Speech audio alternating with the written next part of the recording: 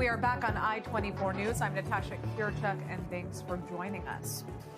Well, Israel says it has delivered one of its most significant blows yet to Iran's leadership, with the Israeli defense minister confirming that senior Iranian official Ali Larijani was killed in an overnight airstrike in Tehran.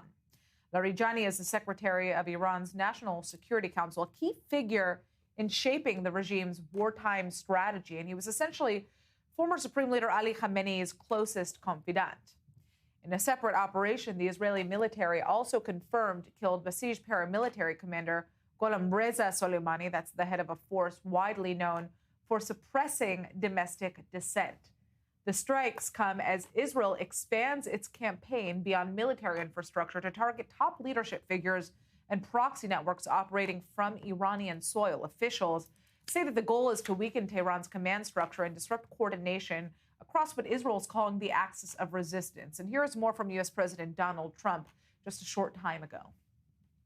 Frankly, as somebody said, they could leave today and it would take 10 years to rebuild the damage that's been done.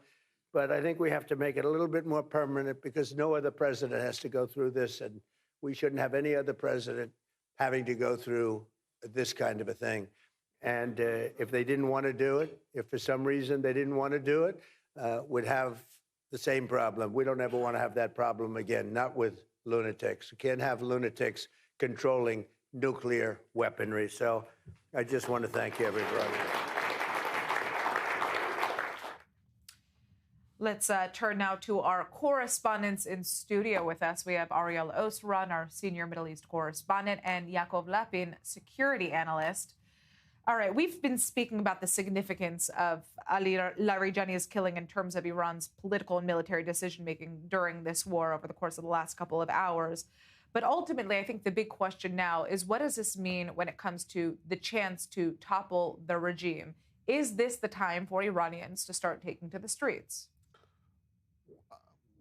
Those are two different questions. I mean, in terms of toppling the regime, ultimately, Prime Minister Netanyahu said that that is not going to happen as a direct result of U.S. and Israeli strikes, but rather they are laying the groundwork for the Iranian people to go out, take to the streets once these strikes are complete, and then to finish the job themselves. So that's on the one end. And the other, as for that second stage, I'm not sure the conditions are ripe quite yet, only for the reason that Israeli strikes that are intended to continue to degrade the capabilities of Iran's repressive apparatus, mainly the Basij, these are ongoing. And the IDF is saying that it will need a few more weeks to continue to, target them. And so what we're seeing right now is a concerted effort exactly on that after eliminating the commander of the Basij, Gholam Reza Soleimani, and at least dozens of Basij operatives overnight. The IDF is continuing to go after Basij posts and roadblocks, checkpoints that they set up across Tehran, saying that they struck at least 10 of these sites in recent hours. But I want to take you back to the strike overnight on Soleimani to kind of indicate the impact of these strikes. Not only was Soleimani killed and dozens of Basij operatives, but one of the targets were basically the compound that houses vehicles, motorcycles of the Basij, armaments, ammo, and this was taken out. And so this literally incapacitates the Basij forces and their ability to take to the streets and to oppress, to crack down on the Iranian people. And so these kinds of strikes are going to continue with the intention to, better the chances for the Iranian people to topple the regime once this war ends. Is that going to happen? Unfortunately, we're going to have to wait and see about that playing out. But ultimately, this is one of the main stated goals of Israel right now, to reduce the capacity of Iran's oppressive apparatus to crack down on any resumed protests if and when they occur. Okay. I want to talk about this kind of idea that Israel has effectively won its war with Iran. That is a comment that was made by Israeli Foreign Minister Gideon Sa'ar not too long ago. He says that Israel has won, but he did not indicate when this conflict might end. He only says the campaign is going to continue until its objectives are achieved. What does winning mean? And ultimately, we're also seeing reports, very mixed reports coming out right now. On one hand, there are reports saying that Israeli officials do not believe that the IRGC has been weakened enough for the regime to actually be toppled at this point. And then we're getting other reports that the fall of the regime of Iran is a real possibility. What is happening on the ground? Well, I think let's start with the definition of victory. I think this is a problem because we're trapped in, between these two very binary definitions. One is the regime's going to fall tomorrow, otherwise it's a failure, or we're achieving total victory. And I think that both of these are binary, simplistic, and I would even say childish definitions of war.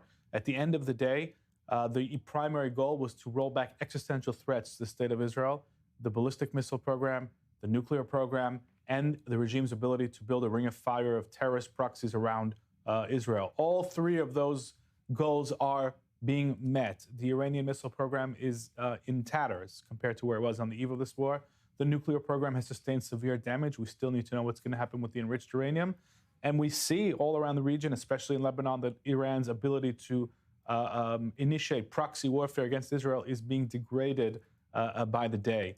So this is a continuous spectrum. This is a process, and the process is aimed at weakening and making sure that the Iranian terror axis remains broken and bleeding until that regime does fall. We don't know when it's going to fall. Obviously, everybody wants to see it fall, but I don't think it's reasonable or realistic to know or to predict. And therefore, all of these sources that are going on record or speaking on background saying, oh, it's going to fall or it won't, I think that they're not contributing anything to the discussion because nobody knows. Yeah. All right, well, we're going to turn to our next story. The U.S. has officially designated a Jewish-Iranian-American man imprisoned in Iran as wrongfully detained. Kamran Hekmati, he's a Long Island jeweler who traveled to Iran to visit family, has been held for months inside Tehran's notorious Evin prison. His family says the move signals that U.S. officials now believe he is being used as leverage in Iran's broader confrontation with the West. The designation shifts his case into the hands of America's top hostage negotiators, and it comes as tensions between the two countries continue to escalate on multiple fronts. It also raises renewed concerns about so-called hostage diplomacy and what it could mean for Americans who are traveling abroad in the middle of a widening conflict. I'd like to turn now to our correspondents in studio again, Ariel Oseran, our Middle East correspondent.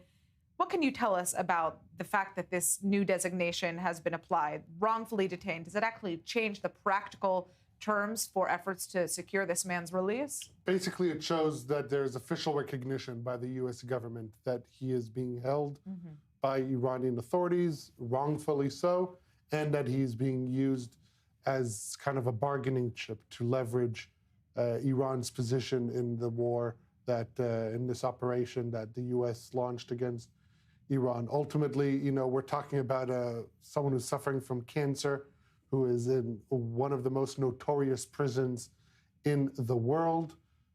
This is what the Iranians do. For years, they have wrongfully held foreign nationals, not only Americans. And throughout the years, there have been exchange deals with Western countries, including the U.S., for their release. But now, in this situation of heightened tensions, this is something that the Iranians are once again using as an attempt to leverage their position with regard to this war.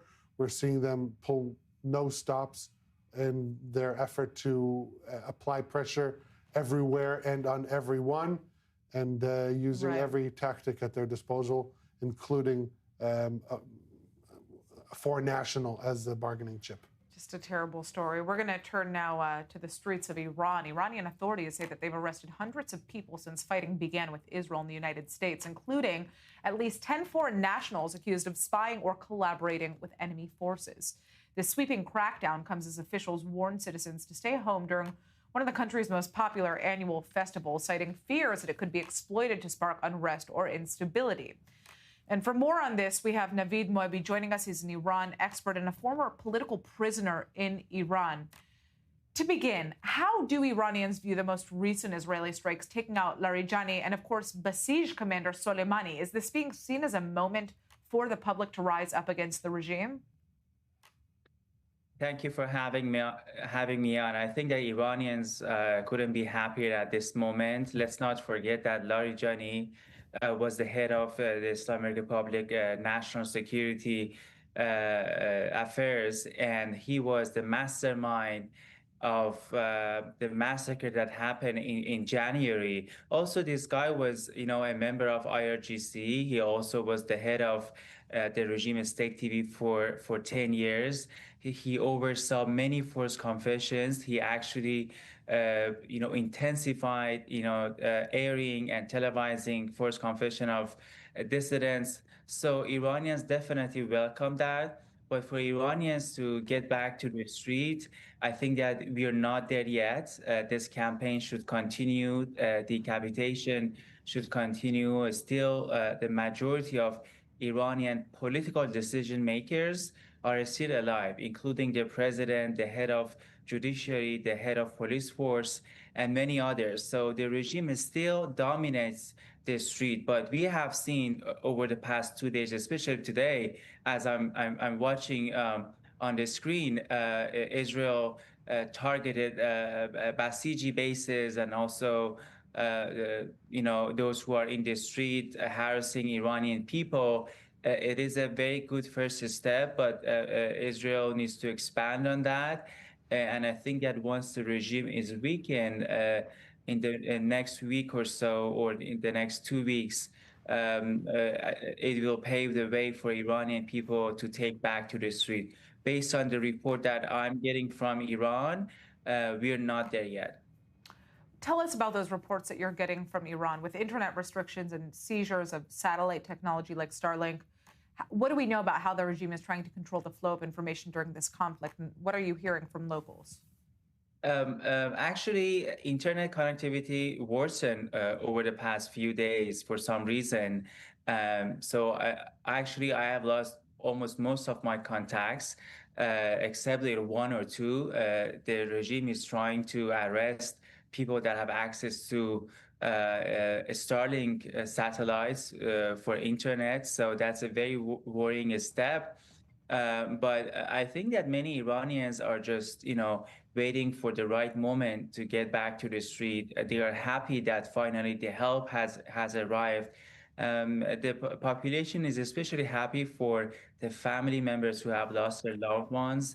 They mourned for 2 months. They thought that, this moment will never arrive. But just last night, Israel killed around 300. It's reported that 300 Basij members. So the campaign is moving very strong, and Iranians are hoping that it will be expanded. But the regime, as always, I have been following Iranian regime Telegram channels. They're reporting on mass arrests. For example, in Hamadan, yesterday, 55 people were arrested. They are just trying to scare people to stay home. But I think that they even, acknowledge that at some point, Israel and the United States, and also with the help of Crown Prince, there will be a, public call for Iranians to go back to the street. The final thing that I just want to ask you, we have seen, again, pro-regime protests in Iran. We know that the Islamic Republic is calling on supporters to take to the streets to try to show that there still is support for this government. What do you make of that? And what do you make of, I guess, the divide amongst Iran's population, not just the Iranian diaspora? Obviously, we're often speaking with the diaspora because we don't have the ability to speak with the Iranians who are on the ground in the country. But what would you say the divide is in terms of support for regime and not? Well, I think that it's very clear that all these dictatorships, they have their own base of support inside the country. It is understood among Iranians that the regime has a base of 10 to 15%. They want their supporters to come to the street for 2 reasons. First, in order to intimidate Iranian protesters, And second, they want to show the world that the regime is still standing and potentially use them as a shield. You have seen Iranian regime officials for the so-called Quds Day came to the streets protesting, chanting death to America, death to Israel, while having people around them. Iran International Diaspora Outlet actually reported that when Ali Larijani, who was killed yesterday, he was somebody, I mean, an Iranian citizen followed him and his car and was able to give and pass the information to Israelis and ultimately. All right, I'm going to have to cut you off right now because the IDF spokesperson is speaking, Efi Defren. Let's hear him. Today, we identified an increased effort by Hezbollah with our understanding for their preparations. We held a situation assessment and we informed you with all the information at our disposal. The IDF Home Front Command is working in cooperation with all emergency services. We are attacking, we have attacked and continue to attack Hezbollah in order to diminish its ability to strike Israel. Here is a strike that we carried out a few minutes ago on a launcher that was aimed at Israel. Our main consideration is your safety. We are well trained to deal with these kind of threats, and we are acting to defend you. In Iran, we are going after the top regime commanders. We took out arch terrorists who planned and carried out many terror attacks against Israeli civilians. We eliminated Ali Larijani, one of the most senior and experienced commanders in the regime. After eliminating Khamenei at the beginning of the operation, he established himself as the de facto leader of the regime. Larijani was responsible personally for the massacre of his own people and for attacks against Israel. We also eliminated Gholam Reza Soleimani, the commander of the Basij, and additional top commanders in the siege. This body is responsible for repressive acts against the Iranian people. The hands of Basij operatives are stained with the blood of thousands of Iranians who were murdered in the protests. We continue to hunt the Basij forces in their checkpoints, tents, and everywhere else until they have no place to hide and there was no one left to act. The commander of the Basij was the face of the oppression. The senior commanders that we eliminated were part of the effort to destroy the state of Israel, and we eliminated them as they were fleeing for their lives. We will reach anyone, no matter when or where. In Lebanon, we continue to deepen our operation in order to defend the northern border communities and to deliver a decisive blow to Hezbollah. We are continuing to bolster our forces in the Northern Command, and we will continue to do so in the coming days. Iran and Hezbollah continue to try to hurt Israel's home front, but the damage that they are suffering is insurmountable in comparison to the damage that they're inflicting on Israel. But even now, we must say that the defense isn't hermetic. The best way to protect yourselves from these threats are to adhere to the IDF Home Front Command and to enter shelters when necessary. Deepening the impact of eliminating the regime commanders is helping reduce the threats to Israel, citizens of Israel. The significant achievements that we are reaching are a result of around-the-clock efforts of all commanders and soldiers in the IDF in active duty and reserves. I will continue to come here and update you. I-24 News question. Do you believe that the eliminations of Basij forces will allow the Iranian people to take to the streets? Every day that passes, we are deepening the damage to all elements of the regime. Last night was a very significant strike that took out numerous commanders, including Larijani. And we are continuing to operate on all the different objectives to deepen the impact on the regime, and we are establishing the conditions for the Iranian people to take their own future in their own hands. What they end up doing, that is their decision. Do we know the condition of Mojtaba Khamenei?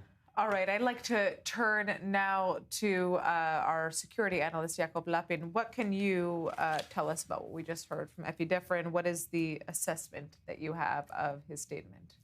He's basically giving a recap of all of the past major operational achievements from the past 24 hours. These are very significant. We're talking about the elimination of the de facto ruler of Iran. It's important to say when we're talking about Ali Larijani that this, according to Israeli intelligence, is the man who was giving the orders to the IRGC missile units to fire on Israel, to fire on the Gulf Arab states, to massacre Iranians back in January. In fact, he was, in a way, almost the de facto ruler, even while Ayatollah Khamenei was alive, and certainly more so after Khamenei's elimination on the 20th of January. So I think it's important to understand how important he really is. I see him being presented as some sort of moderate, in certain chatter, and this is completely divorced from the reality of his role. He was directing war and directing massacres. So this is obviously going to harm the regime's morale. Of course, they're going to look for a replacement. And the elimination of the Basij commander. This is eliminating the very command structure that is responsible for the internal repression and mass murder of the Iranian people. And we're seeing the Basij being hit also at the edge on the field with the checkpoints and the bases. So major pressure here on the very foundations of the regime's ability to enforce its will on the Iranian people. Basically, we're seeing the regime being hit up and down the chain of command through various families of targets, as well as its missile capabilities and nuclear program. It's completely systematic, and that's basically what we're hearing here from Efi Defrin. He's giving the people an update. Certainly, I think the IDF's operational achievements here are massive. All right, thank you for that breakdown. We're going to turn now to our correspondent, Balir Sladin. Since midnight, Iran has fired at least 8 waves of ballistic missiles at the state of Israel. The latest was about 2 hours ago in the south of the country. And earlier this afternoon, one missile caused some damage in the central Israeli city of Rishon LeZion with cluster munitions hitting at least 7 different sites. Our correspondent, Balir Sladin, is joining us from Ramle, from the MADA headquarters, emergency responders. Tell us the latest in terms of the injuries, the impacts that we have seen in these missile strikes. Yes, as you've mentioned, for the past few hours, it has been relatively quiet since the siren went off in different parts of the south of Israel, and almost a few minutes before that, it was also in the center of Israel, with both cases thankfully ended without any casualties being reported. But of course, damage has been caused and throughout the day as well in Rishon LeZion and other areas, especially when Iran uses cluster munition, that those fragmented bombs can actually impact a wide area. And that is why this is very, very important to stay in the shelter. And we are here, as you've mentioned, in the MADA headquarters. And to talk about the activity here, we are here with with Uri Shacham, Chief of Staff here. Can you tell us about the activity here? What do you do throughout the day? How do you receive calls from people as well? Yes, indeed. So for the last 18 days, Magen David Adom is fully mobilized. 39,000 staff and volunteers are manning a fleet of almost 2,000 ambulances. Where we are staying now, this is the place where the emergency call are received once a missile is being shot.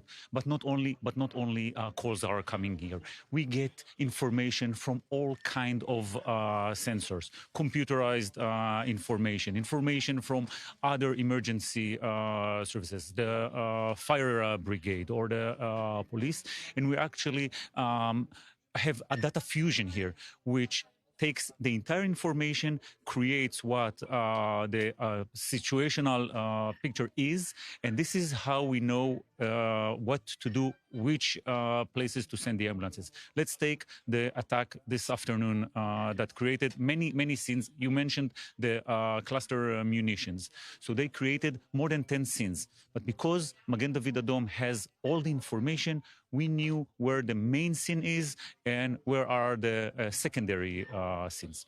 Magen David Adom sends its teams all around, but we knew where to send most of the ambulances. Thank God, no casualties, because people listens to the Home Front Command instructions. But still, this this emergency dispatch knows how to take all the information, integrate it into one central piece of information, and to send the teams over there. Thank you so much for explaining that. And of course, thank you so much for the work that you do here. Thank you. Thank you very much. Magen David Adom stands ready to respond for any challenge that Israel face. And we are ready, prepared. Hopefully everything will be quiet. Thank you so much. All right, we are going out for a quick commercial break. Thank you for that, Balir. We'll see you shortly.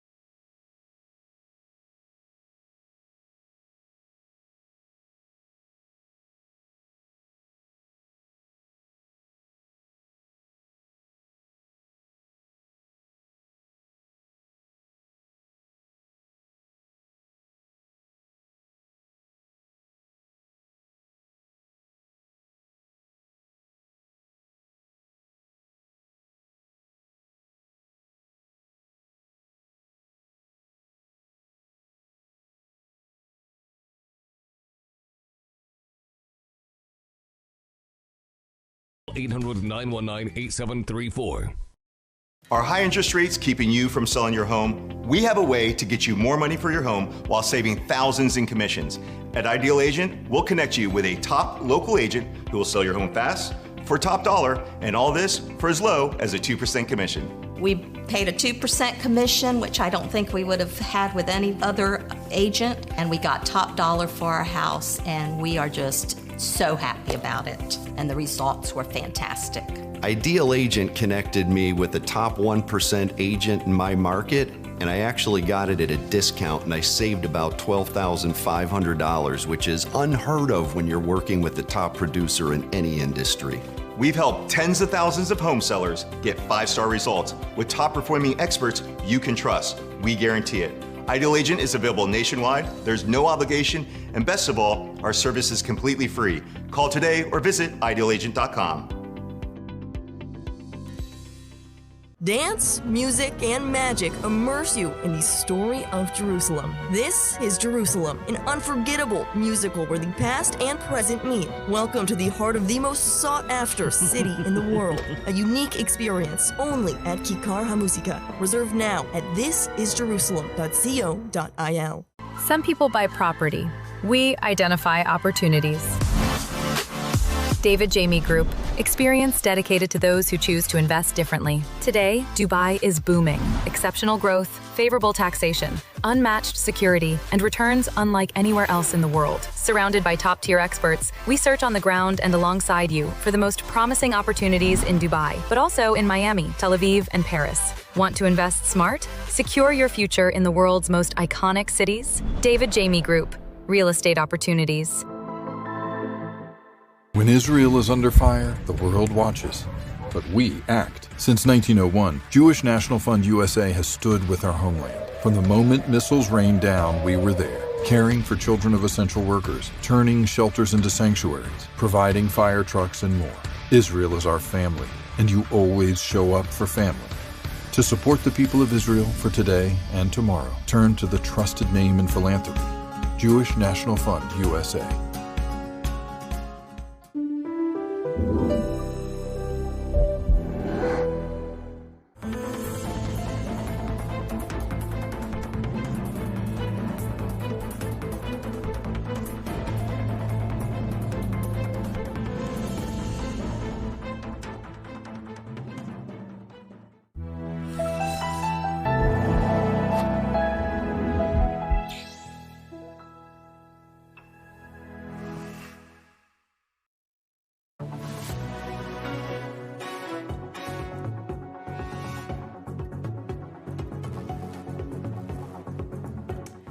we are back on I-24 News. I'm Natasha Kirchek, and thanks for sticking with us.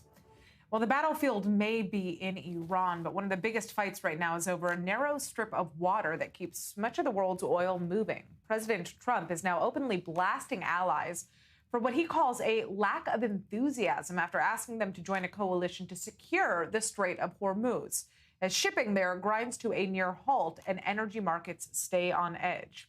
Trump insists that the war is going to be wrapped up soon, although likely not this week, and says that numerous countries are coming on board, although we've seen some key partners like France, for example, say that they're not going to be taking part in this. They're wary of being dragged deeper into conflict that they did not start. I'd like to turn now to our senior U.S. correspondent, Mike Wagenheim, who's joining us from the U.S. State Department in Washington, D.C.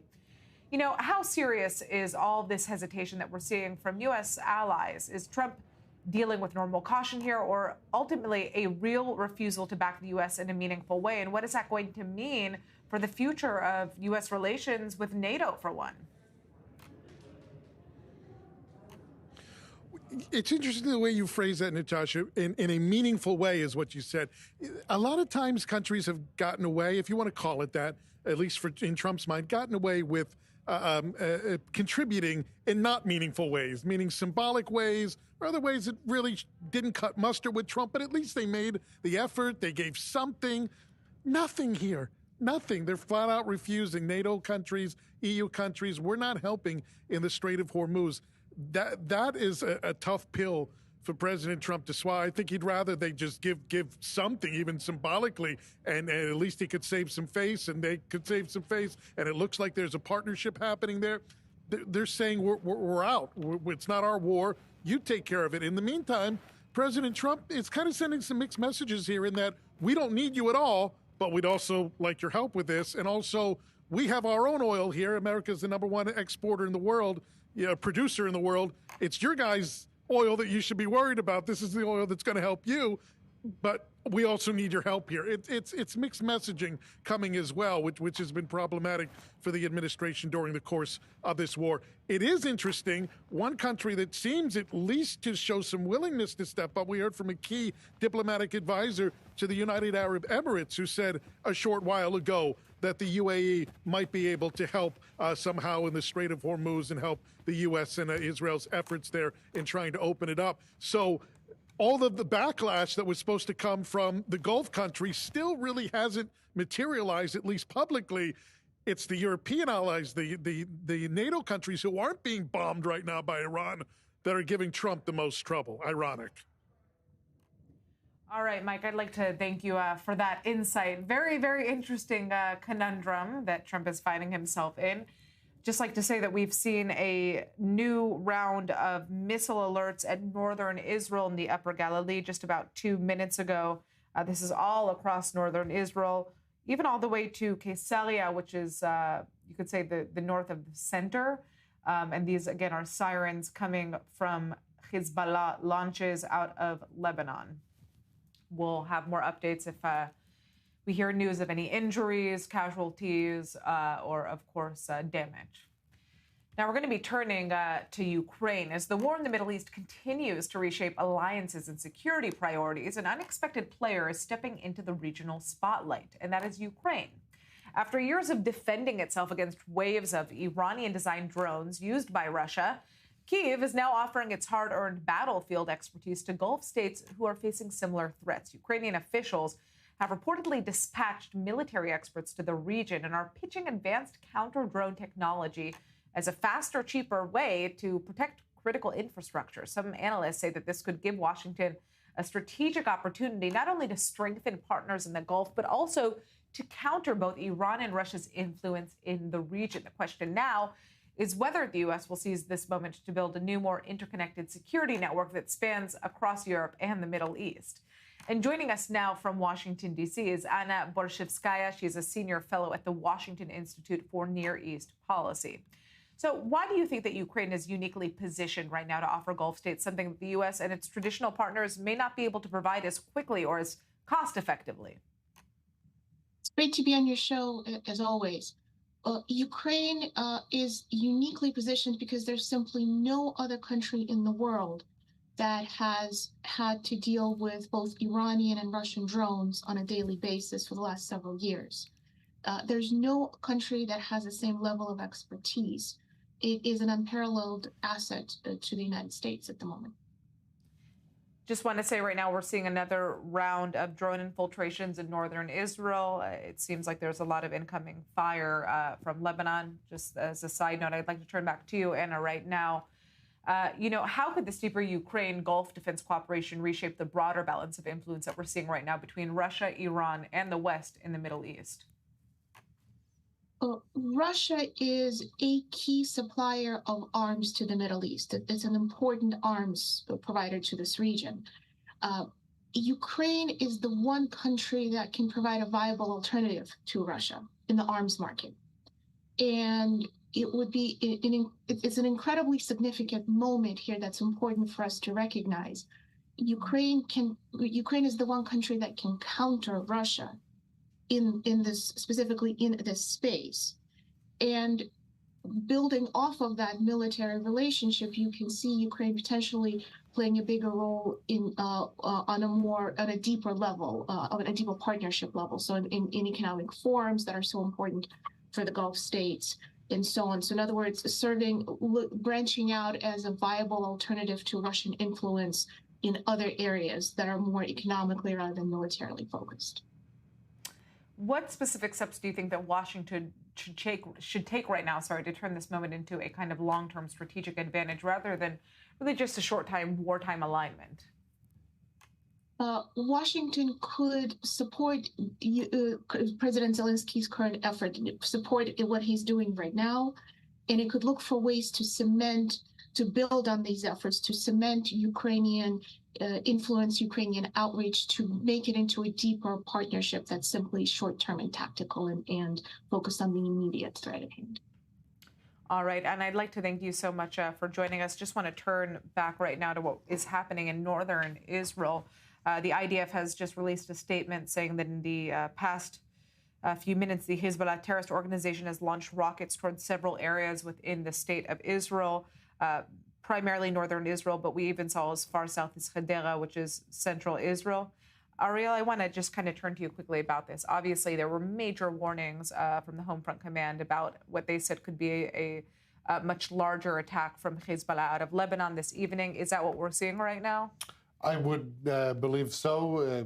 The IDF is also saying that it is actively trying to take out these launchers in real time. Effie Defrin, a short while ago, showed one video of going after a launcher as it was preparing to fire at Israel.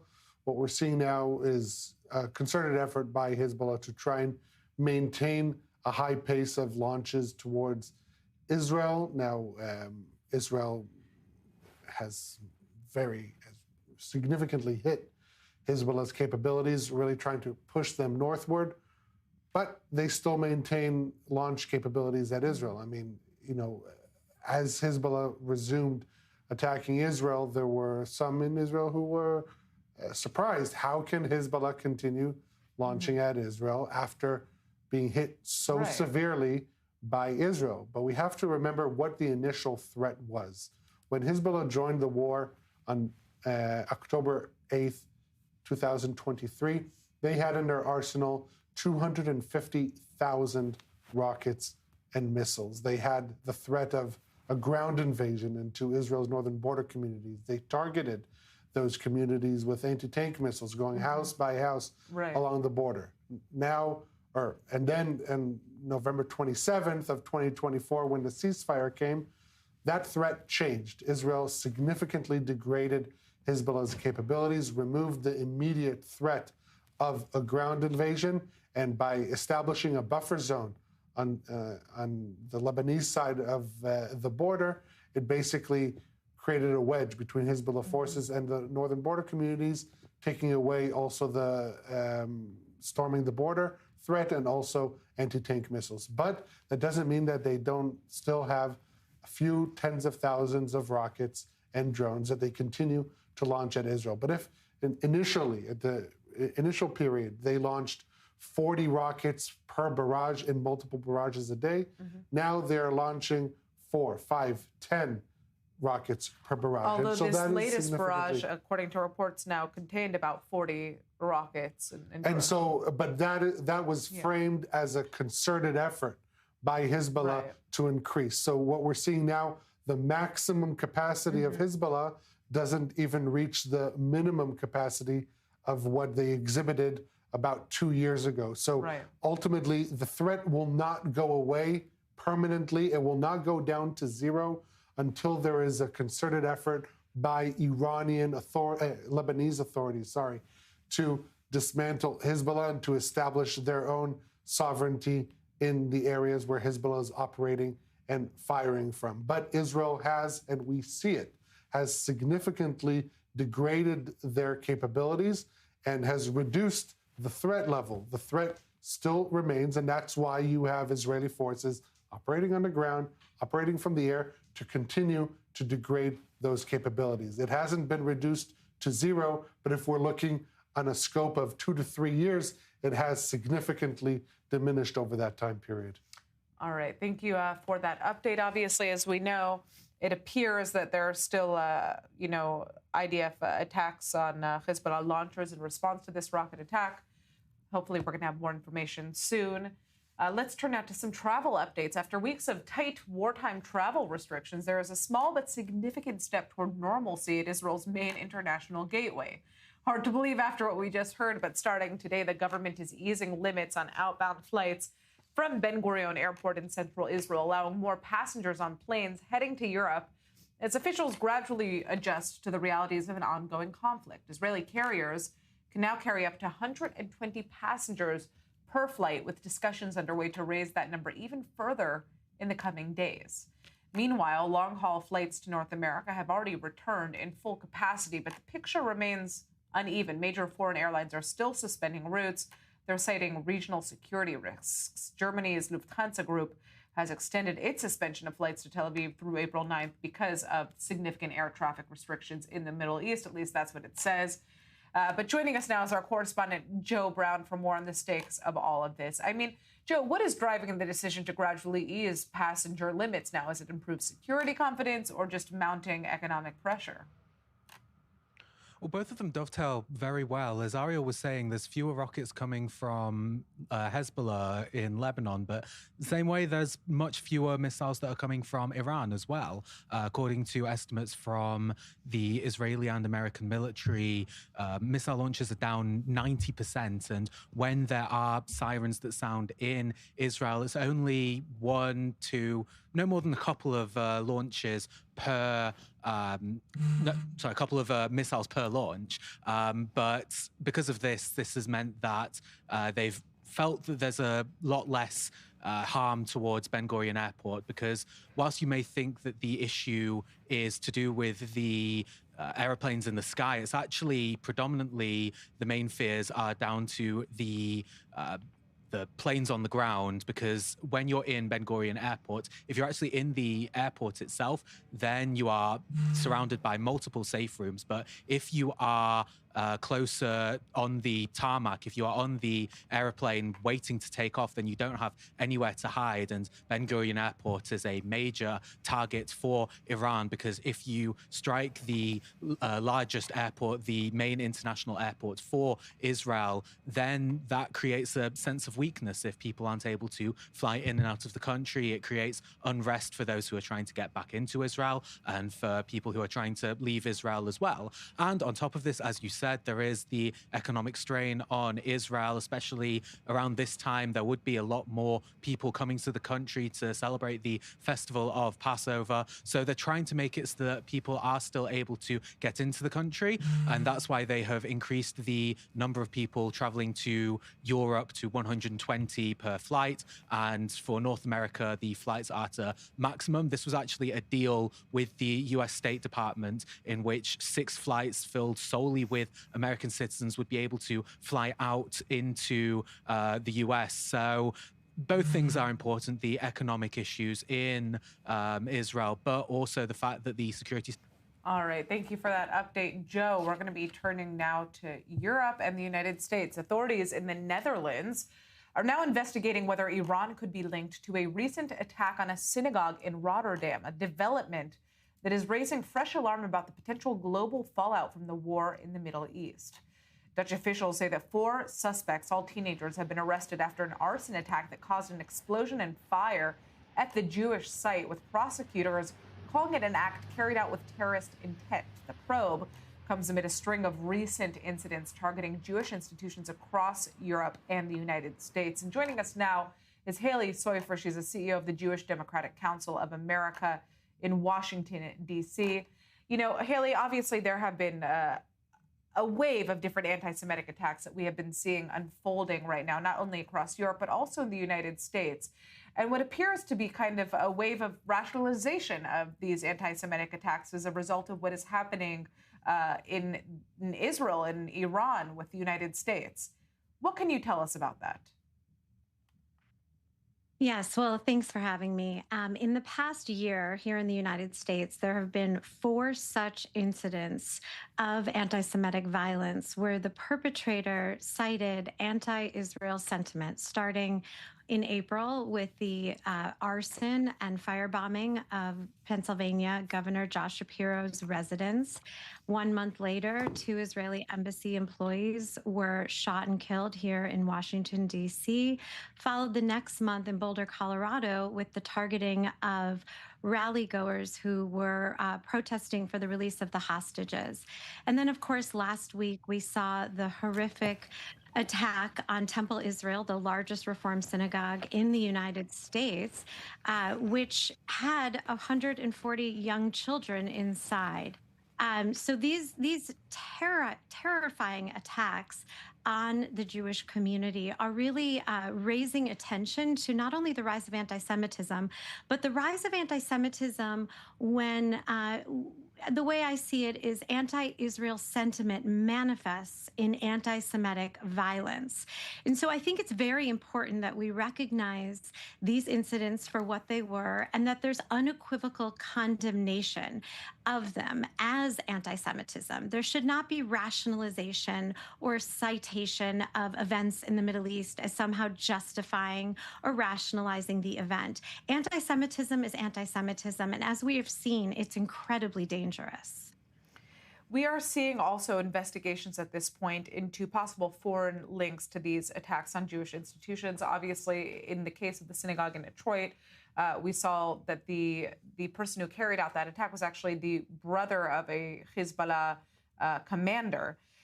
What can you tell us about how concerned communities should be, specifically in the United States, about these foreign linked attacks, and how is the Jewish community dealing with that? We are concerned, and it's really clear that events in the Middle East have contributed to increased threats facing Jewish Americans and Jewish institutions. But again, it is really important to underscore that no actions of Israel or the Israeli military or the American military at that should be used as an excuse or a justification for anti-Semitism. What we are doing in light of these increased threats is hardening the security at our institutions. The same day that Temple Israel was attacked in Michigan, here in D.C., I happened to be at my synagogue, and I know that we were strengthening the security perimeter and the security within the synagogue. And it was estimated last year that the American Jewish community is spending over $760 million a year on security. And it's clear that our requirements likely will increase.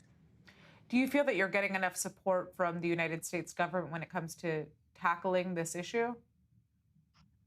Well, the main funder of increased security, at least from the federal government, comes in the form of nonprofit security grants. It's an annual program, and the money is given through the Department of Homeland Security.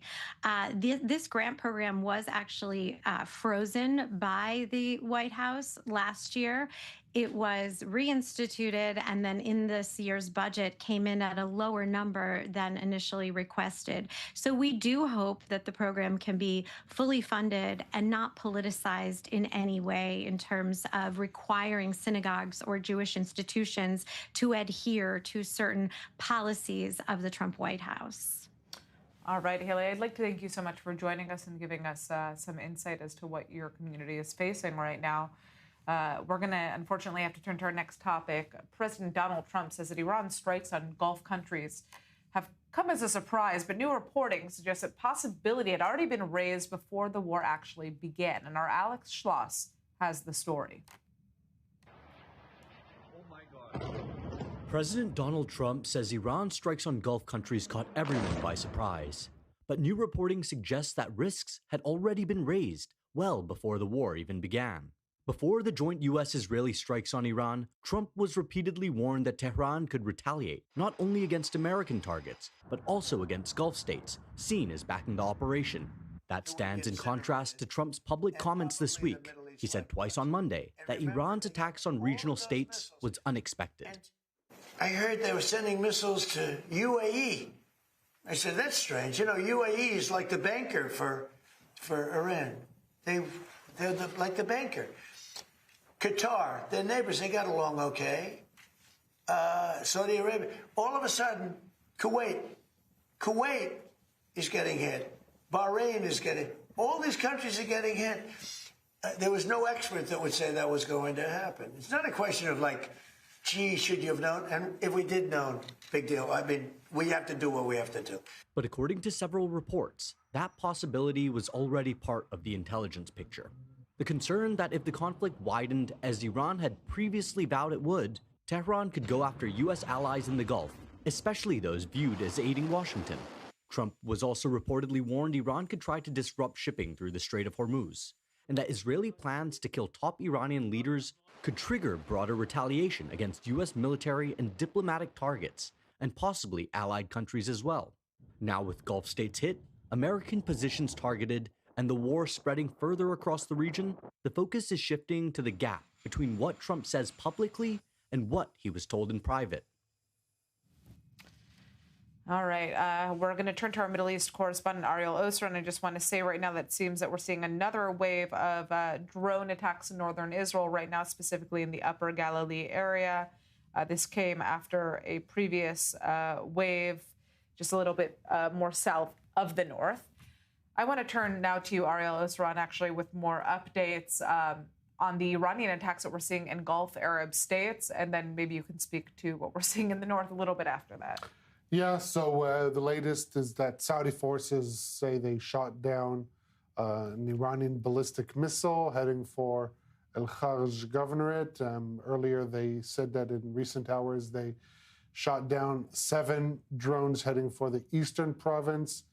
In much of the other countries, the past few hours have been pretty quiet, but we have seen that most of the attacks against the Gulf countries come at night. And so we see that the threat persists, that Iran continues to go after Saudi oil infrastructure as well as Emirati oil infrastructure. A ballistic missile was shot down over Qatar earlier today. And so really here we're seeing that the threat is ongoing for these countries. Now, an interesting statement coming out of the diplomatic advisor of the UAE's President Anwar Gargash, saying that the UAE could play a role in a U.S.-led international effort to ensure safe passage through the Strait of Hormuz. This would be the first country that is publicly voicing such a sentiment, supporting, escorting ships, as well as providing security. Interesting that from all the countries it's coming from the UAE, but also that the UAE is so far the only country in the Gulf that is voicing such a sentiment when it is all 6 Gulf countries who are being targeted by Iran, Oman the least, but as far as the rest are concerned, they are experiencing daily, sometimes hourly, drone and missile attacks from Iran. All right, just want to turn to what's happening in northern Israel right now, because it seems that there is another wave of attacks right now from Hezbollah in northern Israel, specifically in the Upper Galilee, the confrontation line.